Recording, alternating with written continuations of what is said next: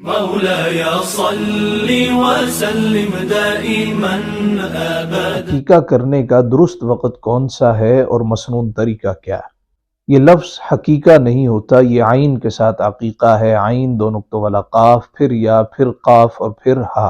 عقیقہ اس کا لفظی مطلب ہے کاٹنا، چیرنا، پھاڑنا۔ اصطلاحی طور پر عقیقہ کہتے ہیں بچے کی پیدائش کے 7ویں روز اللہ رب العزت کی رضا کے حصول کے لیے اور بچوں کے سر سے بلاؤں کو ٹالنے کی نیت سے، لڑکا ہو تو 2 جانور ذبح کرنا، لڑکی ہو تو 1 جانور ذبح کرنا۔ اگر بڑا جانور ہو تو اس میں لڑکے کے 2 حصے اور لڑکی کا 1 حصہ متعین کرنا، اس کو عقیقہ کہا جاتا ہے۔ 7ویں روز عقیقہ کیا جاتا ہے۔ اگر 7ویں روز عقیقہ نہ کیا جا سکے تو پھر 14ویں روز یا پھر 21ویں روز عقیقہ کیا جاتا ہے۔ اور اگر 21 روز تک عقیقہ نہ کیا جائے، اب اس کے بعد مباح ہے۔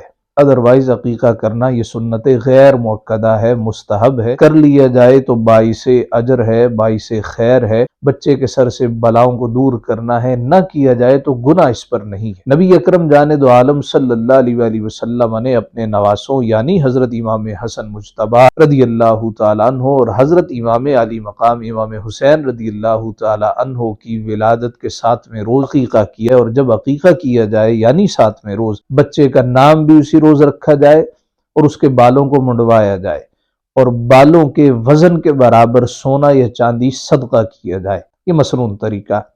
اب جانور ہو کس طرح کا، یہ بھی مسئلہ پوچھا جاتا ہے۔ آیا چھوٹا جانور، بعض پہاڑی جانور لے آتے اور مدرسے میں دے آتے؟ نہیں، عقیقے کے جانور کے جملہ مسائل وہی ہیں جو قربانی کے جانور کے مسائل ہیں۔ اس طرح اگر کوئی جی میں ہرن ذبح کر رہا ہوں تو ہرن قربانی کے لیے ذبح نہیں کیا جاتا، نیل گائے ذبح کر رہا ہوں تو نیل گائے قربانی کے لیے ذبح نہیں کی جاتی۔ یہ حلال ہیں مگر ان کو ذبح نہیں کیا جاتا قربانی کی نیت سے، اور قربانی کے جانور نہیں ہیں تو قربانی کے جانور معروف ہیں۔ بعض لوگ یہ بھی سوال کرتے ہیں ہم عقیقے کا گوشت کھا سکتے ہیں؟ تو عقیقے کا گوشت اسی طرح تقسیم کیا جائے گا جس طرح کہ قربانی کا گوشت تقسیم کیا جاتا ہے۔ اس کے 3 حصے ہوں گے، 1 حصہ فقراء کے لیے، 1 حصہ اعزا و اقربا کے لیے اور 1 حصہ خود کے لیے رکھا جا سکتا ہے۔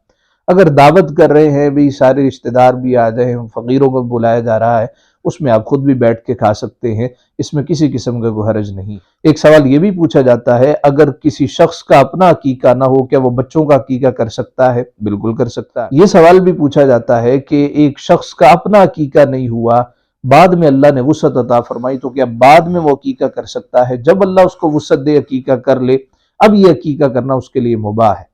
پھر یہ بھی پوچھا جاتا ہے کہ فوت شدہ کی طرف سے عقیقہ ہو سکتا ہے؟ دیکھیے عقیقہ ہوتا ہے شکرانے کے طور پر، جو آدمی فوت ہو گیا ہے ظاہر اب اس کا شکرانہ تو ادا نہیں ہو سکتا، فوت شدہ آدمی کی طرف سے عقیقہ نہیں کیا جاتا۔